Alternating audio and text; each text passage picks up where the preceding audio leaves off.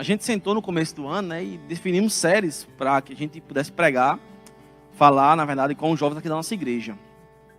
E no mês de março ficou para a gente fazer uma série de poesia. Escolhi o primeiro livro poético que nos apresenta na Bíblia, né? Não sei se vocês sabem, mas a Bíblia tem uma seção inteira de livros poéticos, né? Que a gente vai de Jó, Eclesiastes, Salmos, Provérbios, Cantares. E além desses livros que são separados nessa seção, a gente tem pontos em que há uma musicalidade de certos trechos na Bíblia. Passagem lá em Jó.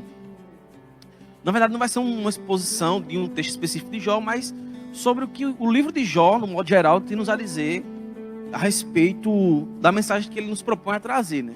E refletindo muito sobre esse texto, a gente vai falar um pouco sobre isso, sobre o sofrimento e aplicar um pouco sobre o nosso contexto, na verdade, né? A gente está nesse contexto de pandemia, de muitas mortes, muita gente doente. Como é que a gente faz para lidar com todo esse sofrimento, né? Quando a morte nos abater, a doença nos abater, né? O que é que a gente pode tirar de lição com o Jó, né? É o tema que a gente vai tratar hoje, né? A poesia do vencido, já que o tema é sobre poesia, né? E o subtema seria como ser feliz nesse mundo da agonia, né? Esse mundo que a gente sofre tanto, nesse mundo que é bem perverso para toda a humanidade do modo geral. Diante desse cenário de desespero, de sofrimento, de luto, como é que a gente pode tirar uma lição disso, né? Sabe que essa história de Jó, ela é uma história que era muito comum, segundo os historiadores, no Oriente, né? Porque existe também um mito babilônico do servo sofredor, que falava de uma história muito parecida com a história de Jó, né?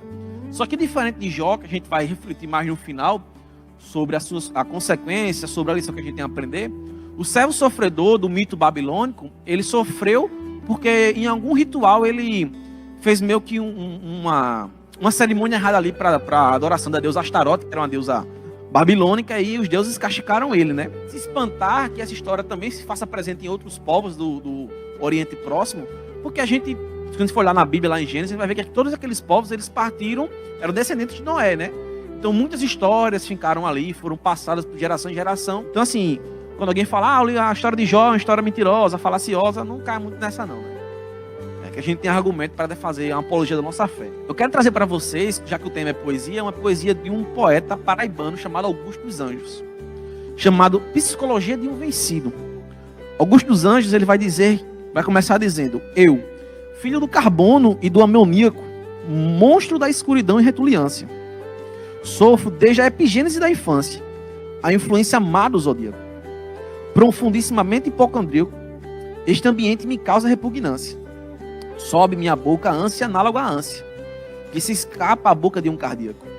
Já o verme, este operário das ruínas, que o sangue podre das carnificinas come, e a vida em geral declara guerra. Anda a espreitar os meus olhos para roê-los, e há de me deixar-me apenas os cabelos, na frialdade inorgânica da terra. Ali no começo do século XX, existia um movimento filosófico que aí ia para as literaturas, de modo geral, para a música, para o que os pensadores, de modo geral, as artes visuais, chamavam de existencialismo, né? Isso era muito presente naquela época. Que traziam reflexos a respeito do que é a vida, para onde a gente vem, qual é o significado da gente, por que a gente está aqui, né? Pode parecer estranhíssimo começar um sermão trazendo justamente um poema de Augusto dos Anjos, né? Mas saibam que todas as coisas foram feitas por intermédio de Cristo, e sem ele, nada que foi feito se fez, né? Assim, tudo que está contido no espaço-tempo está submetido à soberania de Deus. A poesia também faz parte desse catálogo infinito de Deus, de coisas que estão submetidas à sua ética e estética. A poesia tem muito disso, né? Ela traz versos e estrofes, né? Que possuem uma mensagem, né? Verso e estrofe seria a estética dos poemas e a mensagem seria a ética, aquilo que ele quer nos trazer, né? É algo que é belíssimo.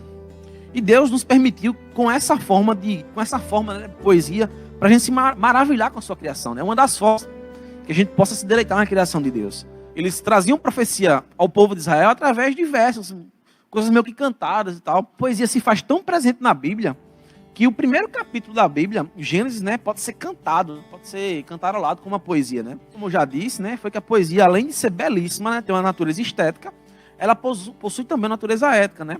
Traz uma carga de valor em sua mensagem, né? Nesse norte, a poesia, como eu falei de Augusto dos Anjos lá, a primeira que eu declamei para vocês, nos joga à face nossa mediocridade diante do maior capataz da história, o tempo. A gente não tem como escapar do tempo. Vai chegar algum momento que nossos corpos mortais corruptos serão comidos por vermes. Isso é fato. A falta de sentido da vida é o que está presente demais na nossa sociedade contemporânea, né?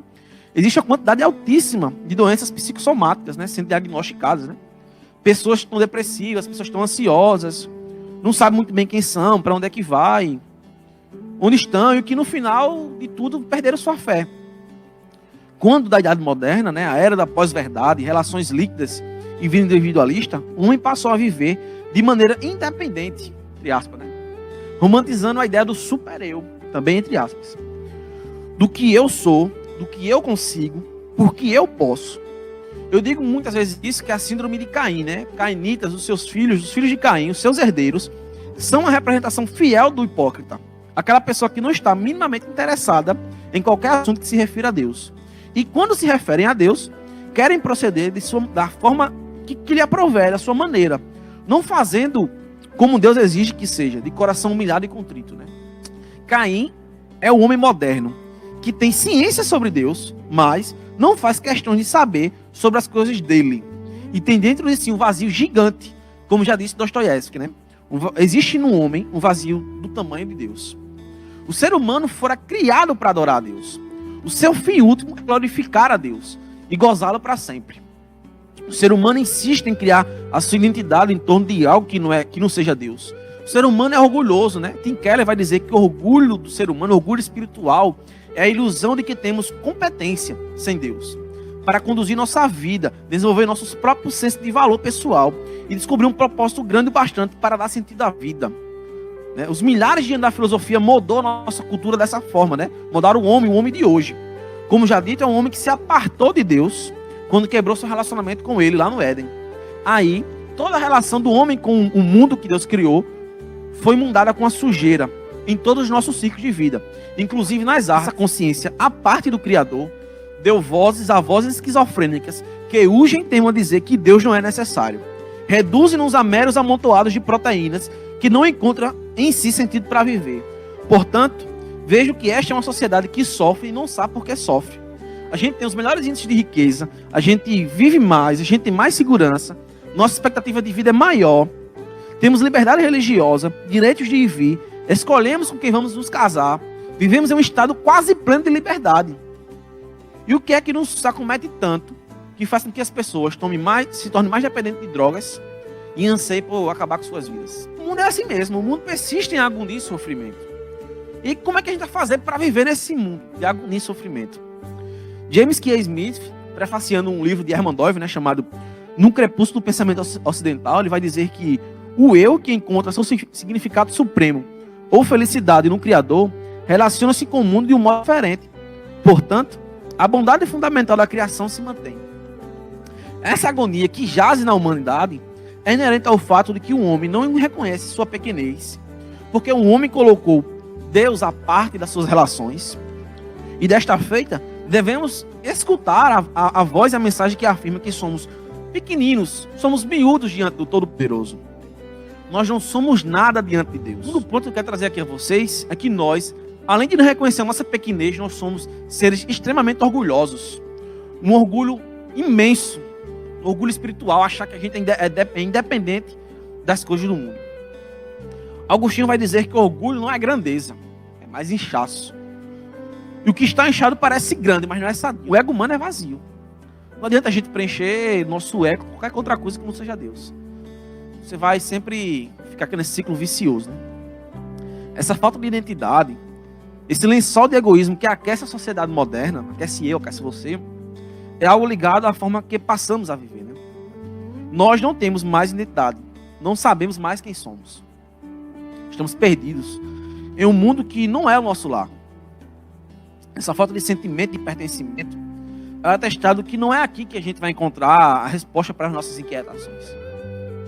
Por conseguinte, a gente vai se embriagando com os nossos pecados e mais pecados. A fé verdadeira é aquela que se mantém apesar da crise. A fé verdadeira não se abala quando se abatem as crises financeiras, as mortes, as doenças. Pois só em Deus que há o verdadeiro e pleno deleite em alegria. Então não adianta se desesperar, o Senhor está conosco, gente. O Senhor vai estar conosco.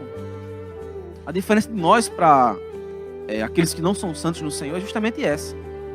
Que no final a gente tem uma esperança de uma glória futura esperança de uma vida melhor, esperança de um mundo sem dor e sem sofrimento. Lá não haverá mais lágrimas, não haverá mais choro, não haverá mais nada disso. Ser cristão é andar em um caminho que é como um amanhecer, que vai brilhando, iluminando, aquecendo os corações cada vez mais, até que esse dia seja pleno. A crise se faz presente e Deus continua sendo Deus. Ele vive.